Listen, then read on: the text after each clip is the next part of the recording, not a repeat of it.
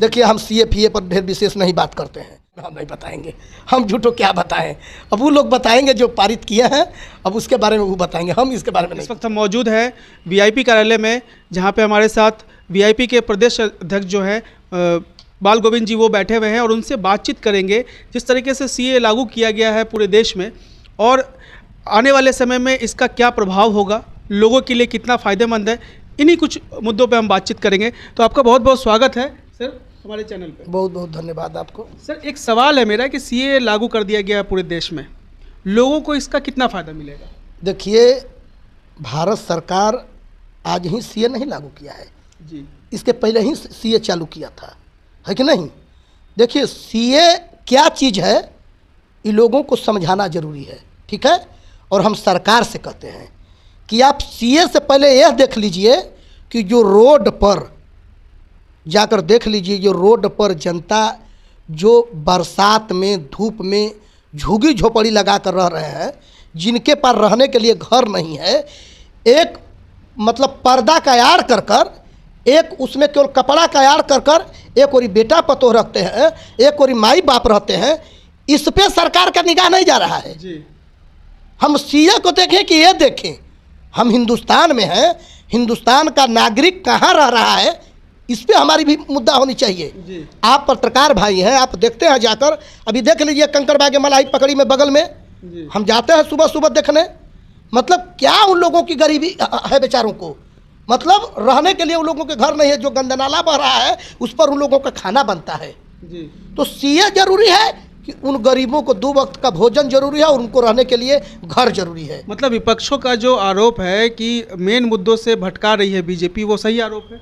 देखिए, हम बीजेपी के पक्ष विपक्ष की बात नहीं कर रहे हैं, हम पक्ष की बात नहीं कर रहे हैं, हम विपक्ष की बात नहीं कर रहे हैं, हम सरकार से यह बात कर रहे हैं कि केंद्र सरकार सीए को देखते हुए यदि सीए लागू कर रही है तो उसमें नागरिक का क्या भलाई है नहीं भलाई है, इसमें पक्ष विपक्ष लोग समझें, लेकिन सरकार इस पर भी ध्यान दे कि जो रोड पर हैं, सीए से बेसी यह जरूरी है जिनको रहने के लिए झुग्गी झोपड़ी नहीं है, उनके पर जरूरी, वो पहला सीए है।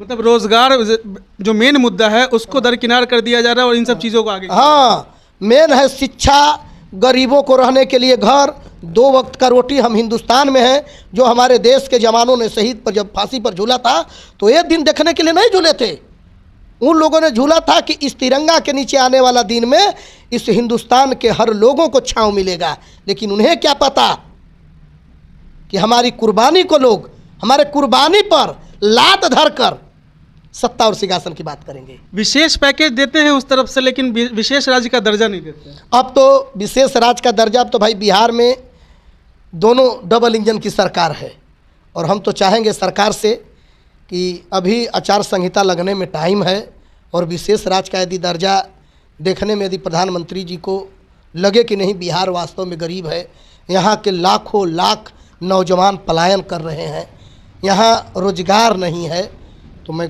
प्रधानमंत्री महोदय जी से कहूँगा कि यहाँ की गरीबी को, हालात को देखते हुए विशेष राज्य का दर्जा दें।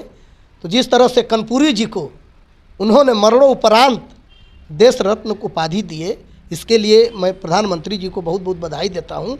लेकिन ये भी कहना चाहता हूँ कि प्रधानमंत्री महोदय जी, आज कर्पूरी के लोग कहाँ हैं उस पर भी ध्यान दिया जाए।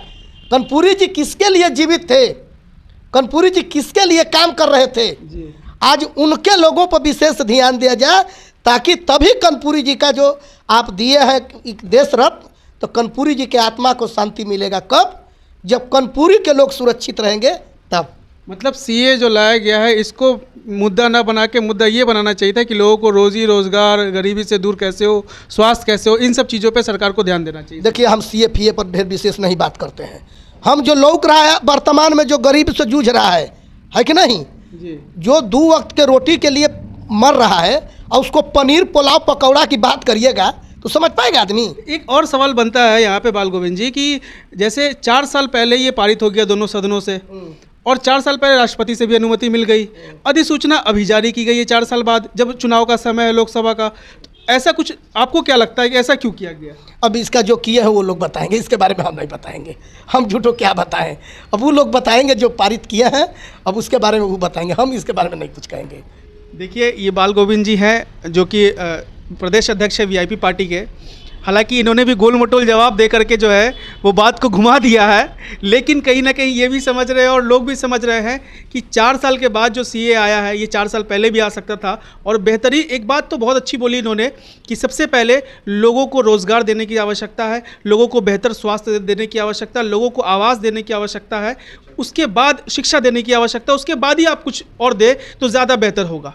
तो ये अपने आप में सरकार को ये समझना चाहिए कि आज के समय में लोगों की जो आवश्यकता है वो पहले पूरा करें, बाद में और चीज़ों को देखें। बहरहाल इस खबर में फ़िलहाल इतना ही। आगे भी आप हमारे साथ बने रहो और देखते रहे हमारा चैनल बिहारी जंक्शन।